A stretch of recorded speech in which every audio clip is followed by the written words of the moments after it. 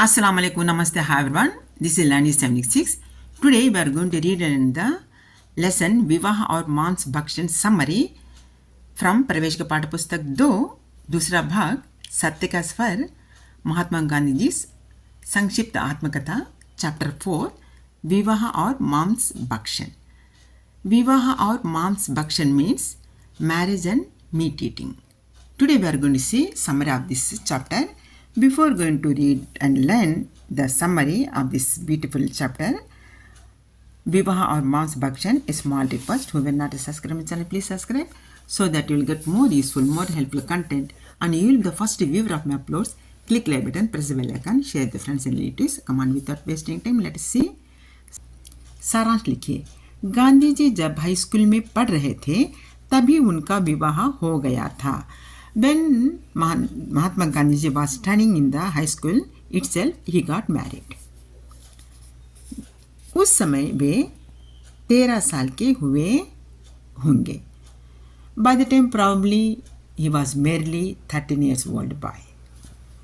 बड़े होने के बाद जब कभी वे 12-13 साल के बच्चों को देखते थे अपने बाल विवाह का स्मरण करते थे और उन बच्चों को बधाई देते थे कि वे इस दयनीय हालत से बच गए.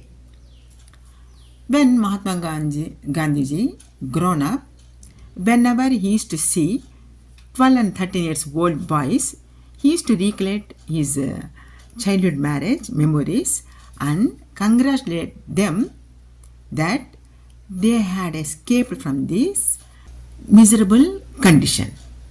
अर्थात मीन्स बचपन का जीवन स्वतंत्रमय होता है और गांधी जी इस स्वतंत्रता से वंचित रह गए. Childhood life is free from all troubles. That means free, care free life. But Gandhi ji was deprived from this freedom because of his early marriage, childhood marriage. दूसरी दुखद घटना थी कि उनका एक बुरे सहपाठी की संगति में पड़ना. Another bad incident was that falling himself in the friendship of bad company. Gandhi ji की माँ, बड़े भाई और पत्नी तीनों ने उस बुरे सहपाठी की संगति छोड़ देने की चेतावनी दी.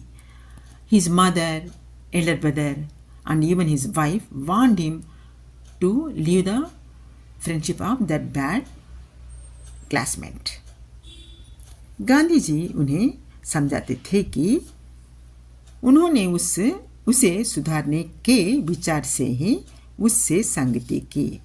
In reply to them, he used to say that he made friendship with him only to reform him.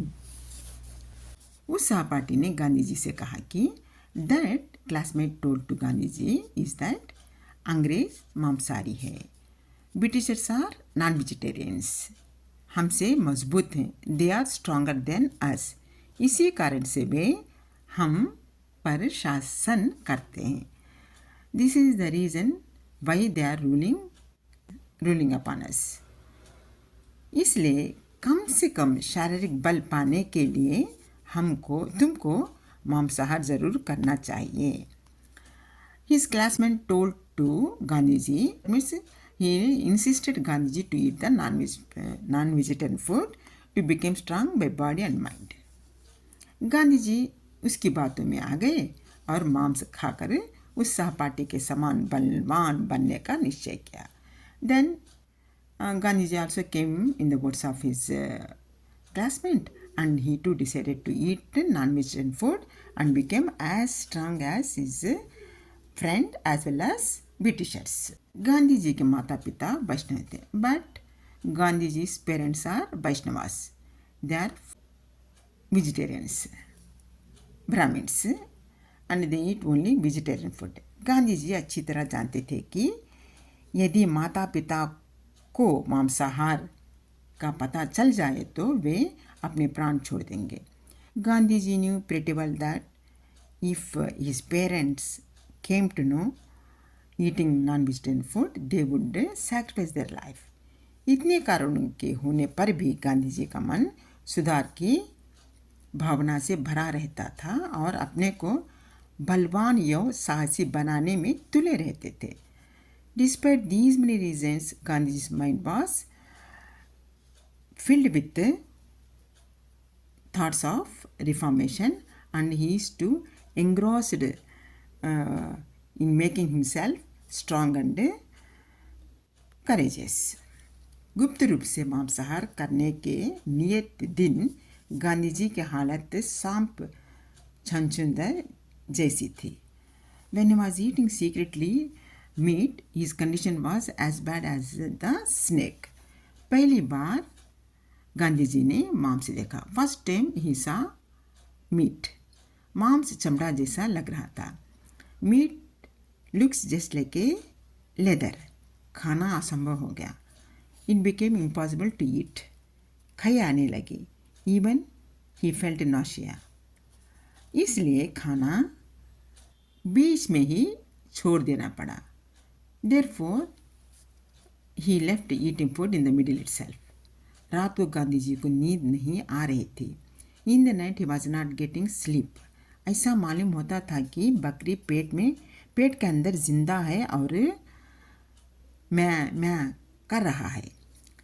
It seems like that goat was alive in his stomach and making sounds मैं.